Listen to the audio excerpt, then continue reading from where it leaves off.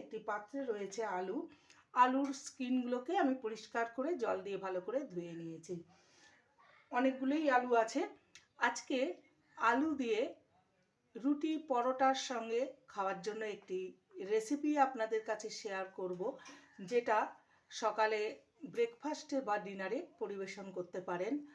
আর রেসিপিটির নাম হচ্ছে আলুর চচ্চড়ি, যেটা সাধারণত আমরা সবাই ছোটবেলা থেকে মায়ের হাতে খেয়ে আসছি।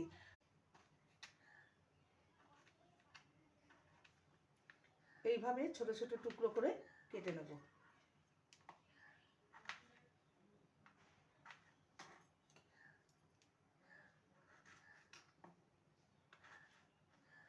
এই আলুর চচ্চড়ি সাধারণত বিয়ে বাড়িতে গেস্টরা আসতো, তাদেরকে জলখাবারে মুড়ির সাথে পরিবেশন করা হয়।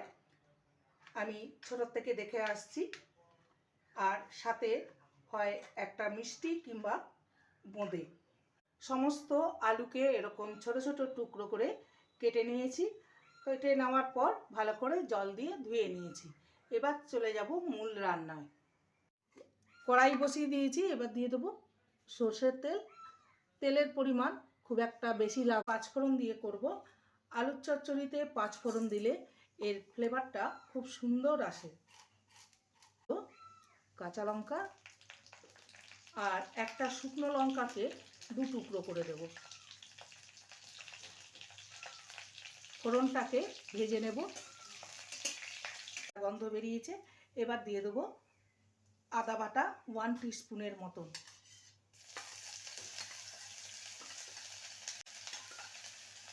আদাটাকে ভালো করে কষিয়ে নেব। আদাটাকে ভালো মতন কষিয়ে নিয়েছি। এবারে টুকরো করে কেটে রাখা আলু দিয়ে দেবো, নেড়ে নেব। দিয়ে দেবো, তাড়াতাড়ি নরম হয়ে যাবে। হলুদ গুঁড়ো। আলুটাকে ভালো করে নেড়ে নিয়েছি। এবার ঢাকা দিয়ে আলুটাকে কুক করে নেব। প্রায় 3 মিনিট হয়ে গেছে ঢাকা দিয়ে রেখেছিলাম। ভেজে নিয়েছি আলুটাকে। এবারে সামান্য জল দেব। এটা আদা বেটেছিলাম মিক্সির জারে, সেই জলটা দিয়ে দেব। আলুটা ভালো মতো কুক হয়ে যাবে।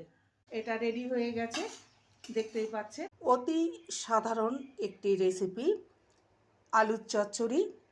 ছোট থেকেই মা ঠাকুমার হাতে এই রেসিপি খেয়ে আসছি। অতি সুস্বাদু। রুটি পরোটার সাথে পরিবেশন করতে পারেন।